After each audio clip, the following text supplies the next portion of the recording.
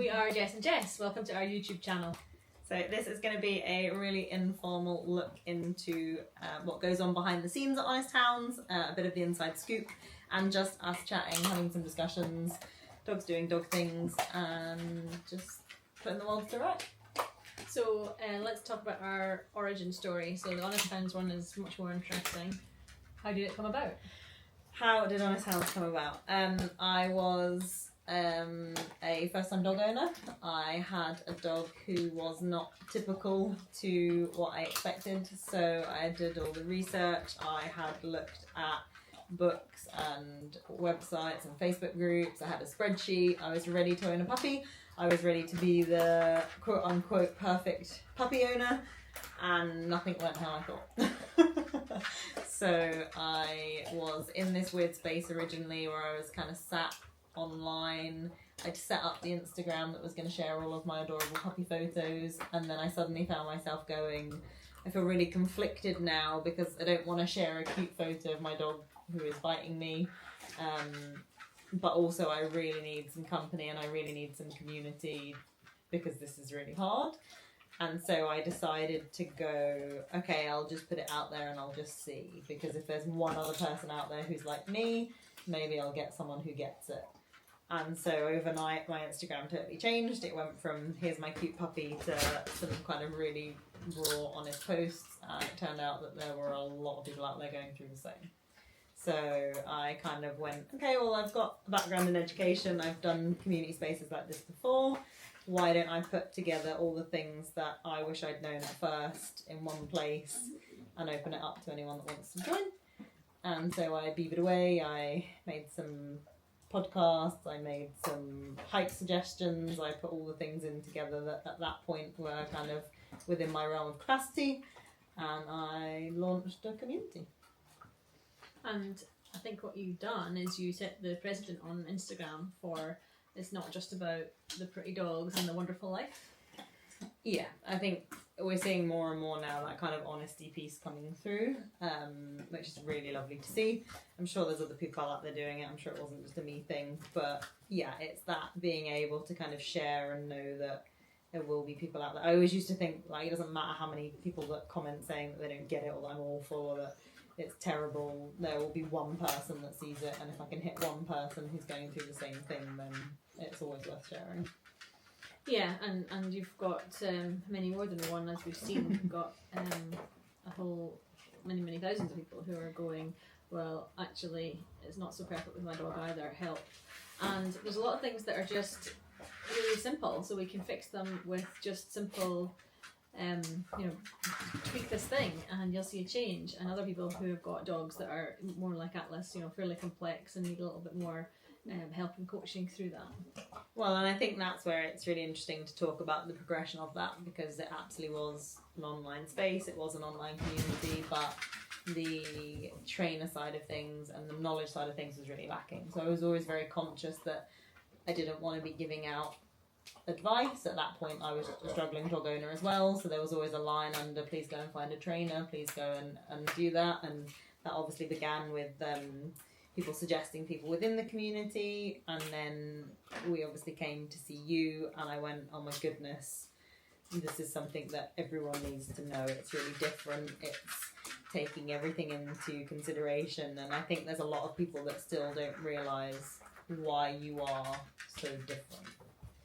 And it's difficult to quantify because there's so many parts. So when you first got in touch with me, it was very much I recognised straight off the bat that the first thing we needed to discuss was your mental health. So you were so stressed at that point. To me, there's no link, there's no difference between the dog's distress and the human's distress. So if the dog's showing stress signs, barking, lunging at people, and not being able to settle places, and generally don't touch me, leave me alone, and I don't like the world, then there's probably going to be the similarity there with the human behaviour. And turns out there was, and you'd become frightened of dogs, even though you hadn't recognised that at the time. Yeah, and it got to a point that I think I was very good at avoiding, very good at management with my dogs, but I was doing exactly the same in my own life as well. So I think we see that quite a lot now, is people not realising how bad it's got, because you're kind of keeping a lid on as many different things as you can, and we often see people saying things have come out of the blue or things like that. So yeah, I think it's easy to kind of go along one track and go, we'll just survive, and I think that's where we're both kind of very similar in the what we want is we don't want people surviving, we want people to actually start enjoying life again and having that chance to have the time that they thought they were going to have with their dog, rather than this kind of, oh, I'll only walk when there's no one else out, and I won't have family over to my house, and the kind of small things, the isolation that kind of creeps in. And so part of what I do is think about diet, think about hormones. We're talking about, you know, as a dog getting his emotional needs met, his physical needs met. Does he have, you know, social enrichment? And there's so many little parts of the puzzle, as I like to say. It's puzzle pieces, and sometimes you just find the right one. Sometimes it's a collection of lots of little puzzles. I think in Atlas's case, there's so many little things. You can't really pinpoint it to one problem area. Your training was fantastic. You'd done a lot of training with him, but this was beyond a dog training issue at that point. And I think that's really interesting for people to understand. So if we go back to kind of who you are and where that's come from, you have absolutely been a dog trainer, but you're so far beyond that now. So can you tell us a little bit about where your dog training journey started and how it's progressed? Yeah, so I didn't start with the intention to be a dog trainer. I kind of fell into it by accident. And unlike many dog trainer stories, I didn't start with a problem dog. I started with problem classes, where I was taking my puppy to classes.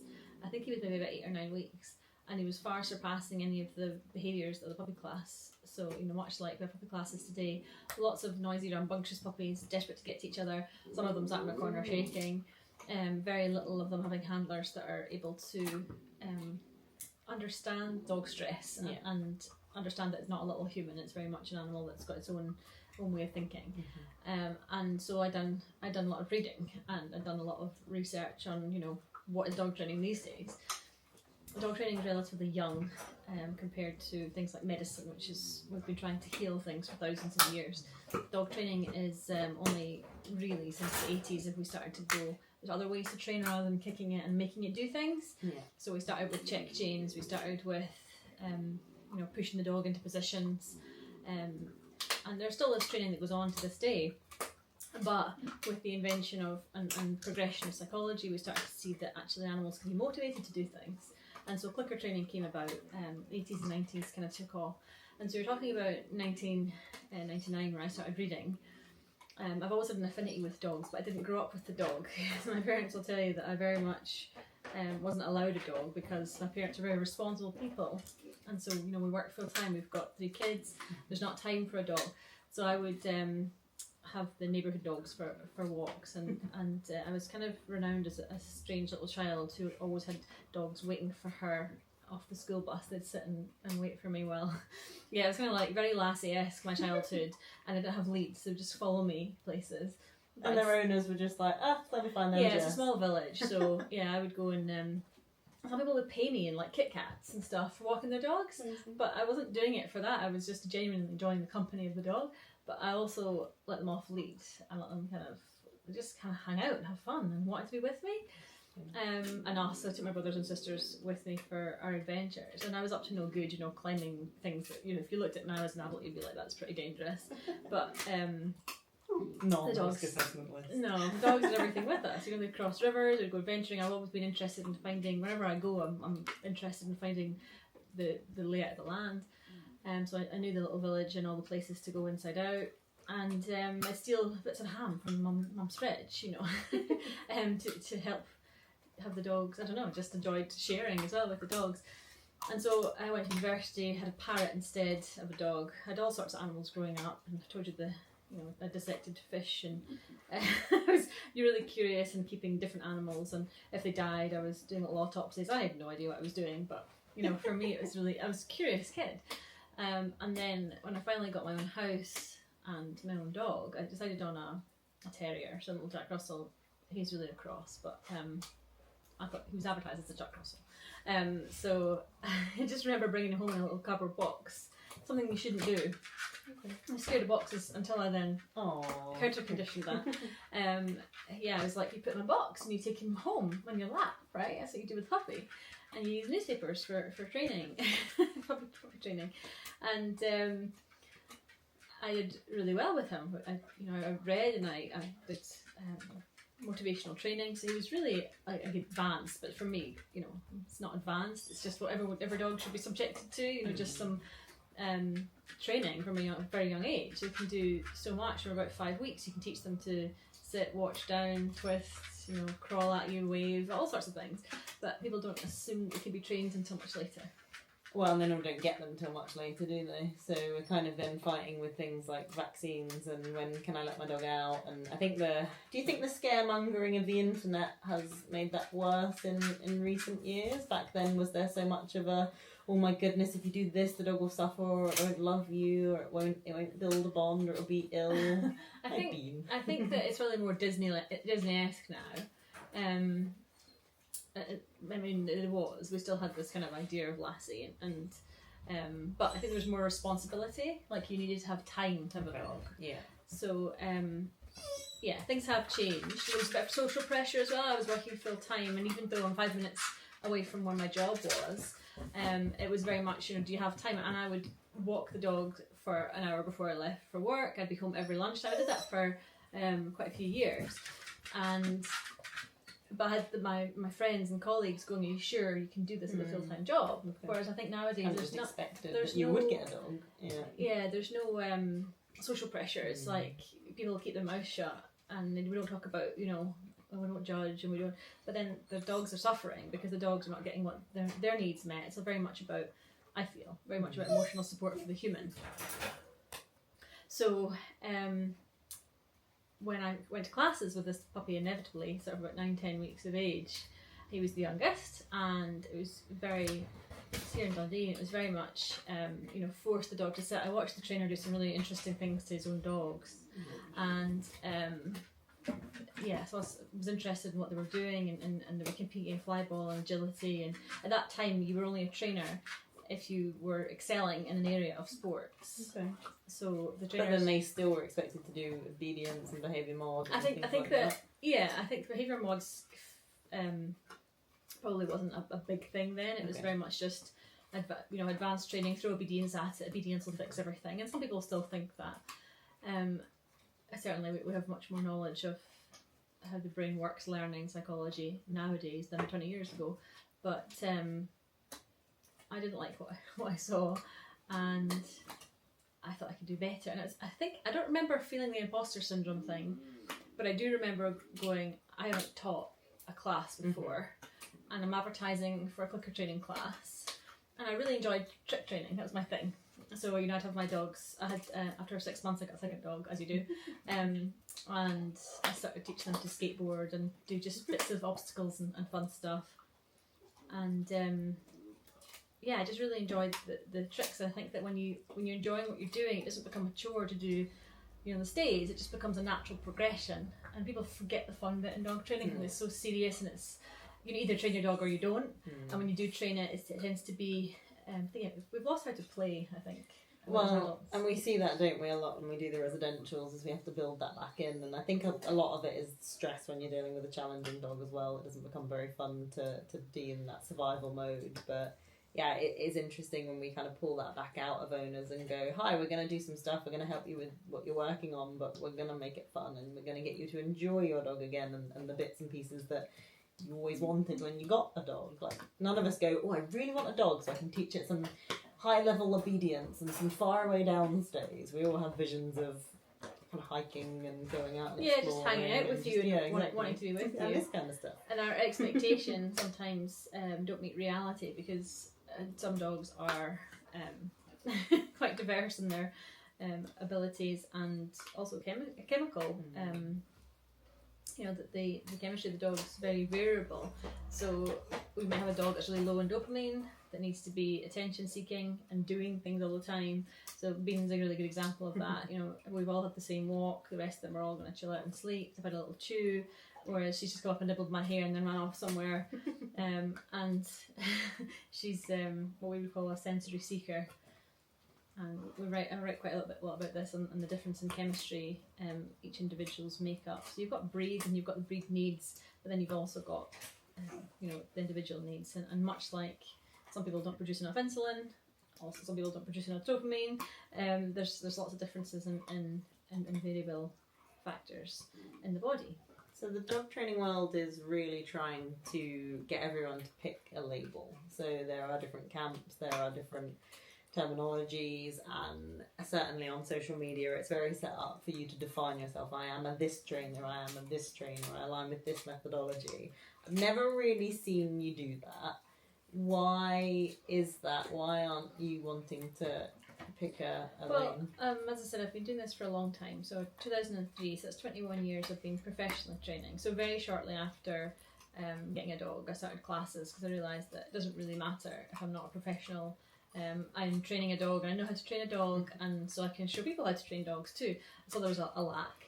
And so I was very excited, to be fair, when the movement of Force Free came out. And it sort of happened in America around that time, and then it became more mainstream. I think it probably hit its peak in about 2010. But it was becoming, Cesar Millan was quite popular, sort of 2000 I think he started hitting the screens. And so, this was this dog whisperer he was called. He's not really ever said he's a trainer, he's more into dog psychology and how dogs speak to each other and see the world.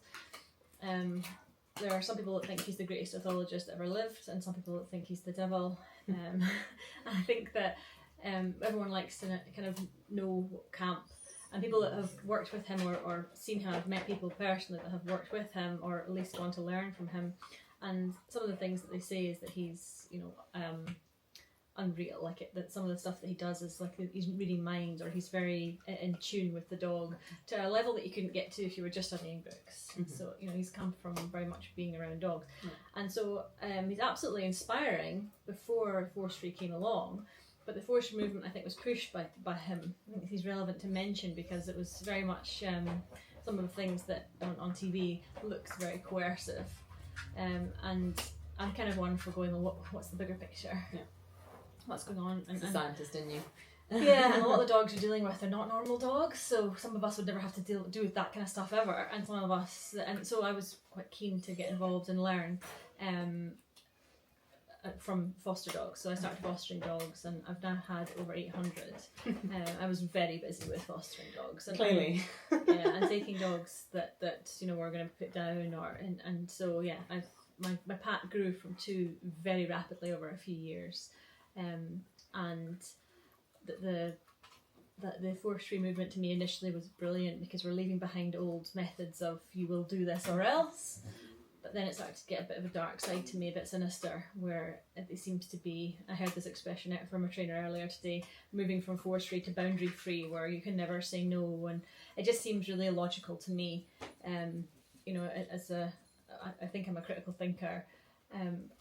It doesn't make any sense to be so permissive that the animal or the human is left going, I don't know what to do. And we can see a lot of frustration and anxiety because of dogs not being given boundaries, which doesn't mean hitting them, smacking them, or making them do stuff. And recently did a training workshop that was just training to help another trainer get started. I really enjoyed the just training aspect because we absolutely don't need to do any corrections, or there's no behavioural mod to happen. We're just teaching a new thing. In fact, I found myself correcting the clients because they were being corrective with their dogs, and I said there's no need to do that. This is very much trying to motivate. We're not trying to dampen that fire, which is really amusing to me because I was in a situation where if I was doing this every single day, it could be very easy for me to say, well, nobody ever needs to correct. But I'm not doing it day to day. Day to day, I'm working with dogs that are hospitalised people like yourself. And it's not that we go in and correct, obviously, although it seems to be on the surface, that's what people think. But then looking at the bigger picture. So positive reinforcement is actually a no-brainer. We learn by motivation, Absolutely. Of course we do. But it's much more deeper than that. And I think that with Honest Hounds, I've had a chance to download my brain, and I think you learn when you teach others. So I've had the trainers and the mentees come and ask me questions. Why do I do it that way? And I get a chance to go, I'm not really sure why I do it that way. I'm going to go and do some research. So where did it come from? Why do I do it? And what's the best way? So it's been a fantastic experience for me to put down what I've known but I didn't know that I know. And so we obviously know that we've got a community there for people. They can come, they can join, they can share. It's a safe space, it's a judgment-free space. We welcome any dog, any owner. What can someone that wants to join expect from the training side of things, the education side of things? Yeah, so we have a few tiers, and the first tier is for people that want to come along and, as you set up, like-minded people that go for a walk together. The dogs are, the neutral walks that we have are about dogs on leads and just walk and overcome this challenge together. And what's really amazing what happens when dogs are subjected to just walking and ignoring everything. Not even with being told not to do anything, just to go for a walk and just, never mind what you're doing, let's just walk through it. And when they're all not staring at each other and going in the same direction, they tend to go, oh, okay. And then you have the older ones, the ones that have been doing it for a while, take the new ones under their wing and go, I was also nervous, let's just walk through it. And so you have this wonderful thing happening, which is a social species, humans, helping a social species, dogs, re-socialise and get back to what they should be doing, and making that so very much about social enrichment. The dogs, the need for that. You can't have an animal that's used to living in a group situation be isolated from its own kind. That makes no sense to me. But that's probably the ethologist in me, because plenty of people think that dogs can be kept separate. And if that's what you think, perhaps we're not the right choice for you. But we're very much about community and working together and understanding where the dog comes from fundamentally as the species. They do better when they're connected. So do we. Absolutely. So our education zone is the next tier up. So once you've done some walks, you can then start to go, well, maybe I want to do some off lead or some recall.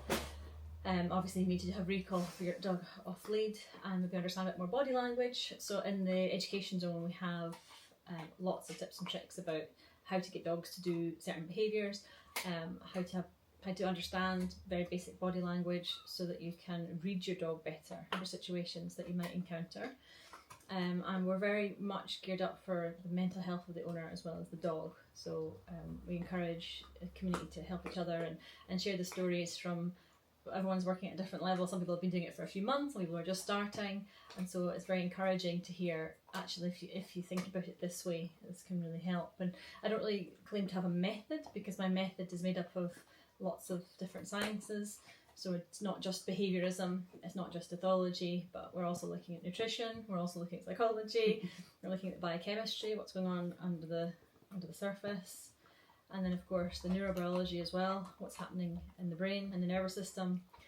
And then we're thinking about individual needs of the dog as well as its breed fulfilment. So much to learn. So much to learn. And if I am a budding enthusiast, I want to be trainer, I just am obsessed with all things dog, coaching is a good place for me to start?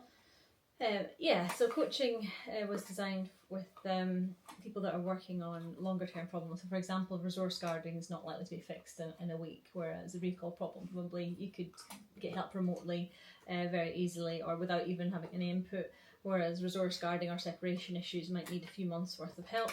And so the coaching community is about guiding people through these steps. So you better than anybody know how many tweaks and changes we make along the way when you have a problem or a few problems. And we change strategies. So we do this for a while. So we did absolutely zero correction with Atlas at first. It was very much about building confidence and trying to change his outlook and his mindset, and getting you some confidence about him being able to handle himself in new situations. Mm-hmm. And then we tweak it again, and we then added a different layer in. So we added deep pressure therapy. We add corrections in. Eventually, when the dog's able to mentally handle that, and when the stress comes away, we can then say, that's not what I want you to do this. So there's so many tweaks that we're going to make along the way, and so you need a supportive community that have a bit more in-depth knowledge, and that's the coaching zone. So, and of course we've got webinars on the coaching zone, we've got monthly courses. So we've just finished the course for conditioned relaxing, and we're about to start the predation one. So these are absolutely fantastic tools to help you with the dog side of dogs. Yeah, so I mean, it's a great space for everyone. We've got community members from 74 countries now, the app tells me, which is very cool. So I guess it's one of those things where we're here, we're adding new stuff every day. Try it, check it out, and come join us.